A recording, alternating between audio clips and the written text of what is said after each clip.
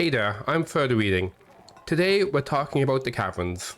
First, a brief explanation about what the cavern layers are. There are 3 of them on every embark, and these are open areas filled with fungal growths, fungal trees, and all manner of strange creatures. Once you get deep enough, you'll also start seeing volcanic walls embedded with gems, some of which can have nasty surprises waiting for you. First biggest danger with dealing with the cavern layer comes from your own dwarves. Your own dwarves are very stupid, and they will run into the cavern layer if they consider there's jobs for them to do out there. So you want to try to prevent as many jobs as possible generating by the time you are breaching the cavern layer. So what I would recommend is when you're on the surface, before you unpause the very start, you're going to go into your labor menu, standing orders, sieges and forbidding. We're going to forbid used ammo, forbid your dead, forbid your dead items, forbid other non-hunted dead, forbid other dead items. So basically everything is forbidden. That's because when you start immediately, there's already going to be stuff fighting in the cavern layers. If you wait to set this up, when you breach into the layers, there's going to be a bunch of unforbidden items scattered about the place that your dwarves are going to rush in to pick up. You also want to go to automated workshops and turn off automatic web collection. That handles most of the jobs, but not all. One of the first exceptions is vermin killed by your vermin hunting pets. You'll see here we've got a cave spider, and over here we have a creepy crawler. These are vermin that will start spawning when you open up the cavern layer. If you have something like a cat or peregrine falcon that is not pastured, they can escape into the caverns and they can start killing these animals. So your dwarves will want to pick them up and take them back in. You could just set your dwarves to ignore all refuse, but I want them to be taken to my refuse stockpiles when they've been killed in my base, so I don't have a bunch of vermin corpses all over my base. Instead, all you have to do is make sure that any pets you have that hunt vermin are pastured. The second issue is going to be blood and ichor and all the other various liquids that can spurt out of a monster when it's been killed in the cavern layer. This is considered inside again by your dwarves, so they'll want to clean up this blood, and this blood is probably in a dangerous area, so you don't want that happening. So you want to limit who can clean your blood. The method that I like to do is I like to make my monster hunters do it. So first of all, I'm going to create a custom labor. So I go here to my labor menu. I do add new work detail. You'll see down here I've got one already called Janitor. And for the Janitor work detail, the only job that it does is cleaning and nothing else.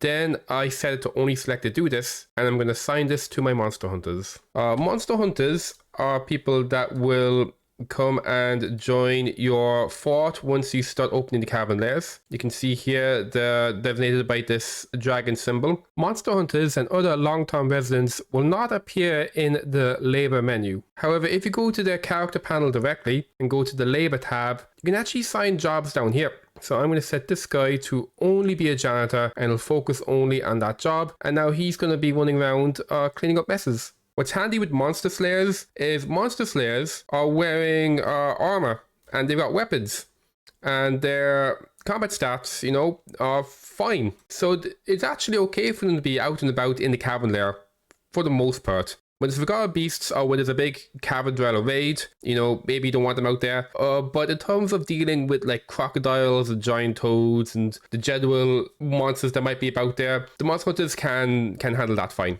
So that covers the first part, which is prevention. Making sure that your dwarves are generally not getting into the cavern layer, and those that are getting in can kind of take care of themselves. That's not the only threat in the cavern layer. While there is a base level of danger all the time, now and again it becomes more dangerous. You'll either get raided by Cavern Dwellers, or you'll get attacked by a forgotten beast. So you want to make sure that when this happens, your dwarves are extra safe, and you can use Burrows for that. But Burrows are a bit tricky to get working right. Burrows seem like they don't make much sense, but usually that's because of a misconception. What a burrow does is it doesn't restrict where a dwarf can go. It restricts what jobs a dwarf can get. Okay, so here in burrow number 1, because I've set this to they can't source goods from outside the burrow, that means that anyone who has a job in burrow number 1 can only use goods that are available inside of burrow number 1 and can only use workshops that are inside of burrow number 1. So if I have a stonemason and he wants to use some of this chart for a job, because this chart is not inside of burrow 1, he won't select this chart. He'll select something that's inside of his burrow. One really important distinction here, which makes burrows very difficult in terms of being used defensively, is it only affects future jobs. If a dwarf has a job that requires leaving the burrow and you turn the burrow on, you can see it's on here because this pause icon is not highlighted, they will still complete whatever job that they have, and then from that point on they will stop going outside of the burrow.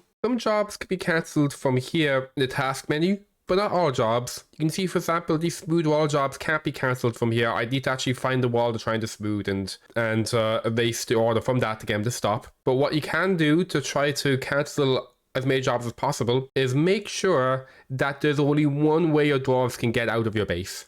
So here, this hatch up here is the only way my dwarves can get out. If I mark this as forbidden, the dwarves can no longer path outside, and that means that any jobs that they had in the cavern lair will automatically get cancelled.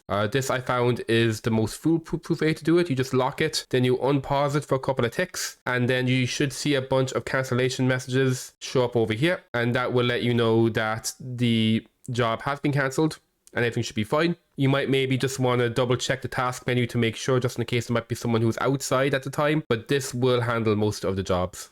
One extra issue with job cancelling is for dwarven children. When their jobs are cancelled, they'll actually play a bit before starting their next job, and they won't care about the burrow designations when they start this play task or whatever. So they're going to stay here in this super dangerous area outside of their burrow, just playing. And if I'm lucky, they'll stop playing and head home. If I'm unlucky, they'll get cornered in this corridor and get eaten by ant people. On the note of ant-men, let's talk about Cavern Dwellers. So I mentioned there were two kinds of enemies that are big threats, the Forgotten Beasts and the Cavern Dwellers. With Cavern Dwellers, each lair has its own type. In this case, you've got ant-men. Ant-men are pretty cool. They carry 3 shields, so they're actually a great source of metal, but also they're highly defensible. So your low skill military dwarves will have difficult time actually hitting them because of all the shields. You can also get flyers such as batmen or cave swallow men, and you can get water based ones such as amphibian men or cave fish men. The flyers can be annoying because most of the cavern lairs are actually multiple Z levels high, so the flyers can be up in the air with blowguns shooting your dwarves. The water-based cavern dwellers are also quite annoying because they seem to get into these watery areas and they just stay there. These guys are hanging out here, having time of their life, and they won't attack you like the land-based or the flying-based ones will. And what will happen as well is sometimes if a dwarf sees them, they'll come into attack. In fact, this skeleton here was a Marks dwarf, and he was standing here and he looked into the water and he saw an amphibian man. He was all like, I could take that guy, I could take him. And you know what? He was right, he did take him. He jumped into the water and he beat him to death with his crossbow. And he won. But then, he was in the water and he couldn't swim and he drowned to death. That was the story of Olin Metalcrest. Poor Olin. If you pop here to the future, I'll show you how I dealt with this. I actually drained the lake. So I created a hole here using the same trick from my magma breach video to create a drain for the lake. So once the water was drained, they attacked. I was lucky because this lake wasn't connected to the edges, so I was able to do that. You'll see this area down here is connected to an edge, so I can't drain that as easily. What I'll need to do is get some magma down here to create some obsidian, and then I can drain it. On that note, what you can also do instead of draining it is you can just pour magma on top of it. It's going to turn out to obsidian and it's going to kill everything that is in the lake as well. But basically, they won't leave the lake voluntarily. They need to you need to either destroy the lake or drain the lake. Another issue with Cavern Dwellers is that when they show up on the map, they actually show up in ambush mode. And when they get closer, you'll get this notification once they've been seen. So initially, what will happen is, as these guys start getting caught in the cage traps, I would get a notification and I would do another attack. But then they're like right here at my gates. And in addition, this generated load cage trap jobs for my dwarves. So I had dwarves running out. It was a big thing. It was a lot of drama. So you want to get some early notification, and the best way to do that is to create little guard posts. The caverns are full of these pillars. There's pillars, the stalagmites, and the stalactites. So what I like doing is hollowing them out and putting stray animals on chains next to some fortifications so they can see through. If you're fighting enemies with range attacks, then they might be able to shoot in through, depending on what skill they have. But it is possible for ranged enemies to maybe shoot through. In addition, specifically, I have to use strays. I don't use prisoners for this. So you could, in theory, have like a Gorlock or a Goblin or whatever on the chain instead. But they won't tell you when they've seen an enemy. So the reason I can see all of these ants here is because the rat is telling me about the ants. As strange as it sounds, apparently this rat chained up in this room can talk to me and can tell me what he sees. You know, Dwarf Fortress things. What are you going to do? Finally, let's talk about Forgotten Beasts, the other big threat in the cavern lair. These will spawn from time to time. These are procedurally generated animals that will have some sort of special ability usually. So you'll see he's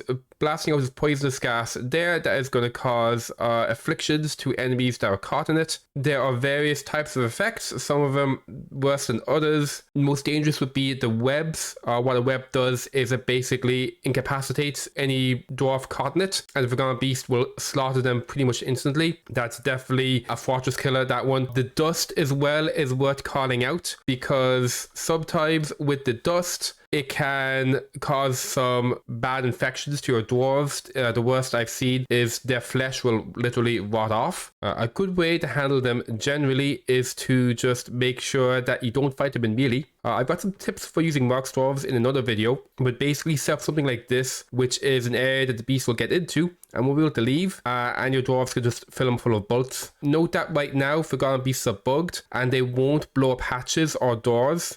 This will be fixed in a future patch, and they will go back to being able to blow these up. An alternate way to do this would be something like I have here, where we've got a door and a bridge behind the door. So if the creature goes and tries to attack the door, by the time they get through the door, I should be able to get the lever pulled and the bridge put in place, and that should allow you to freely kill the beast without too much trouble. Some creatures like web shooters might be able to shoot through the fortifications, but usually they want to be pretty close to actually do that, and they don't seem to naturally pass that close, so you should be able to just shoot them freely as they run around in the circles panicking once they're trapped.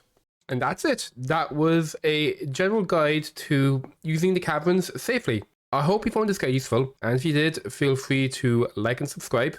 If you want to watch more content like this, you can check out any of the videos on screen right now. You can find me on Twitch, where I stream Dwarf Fortress pretty regularly.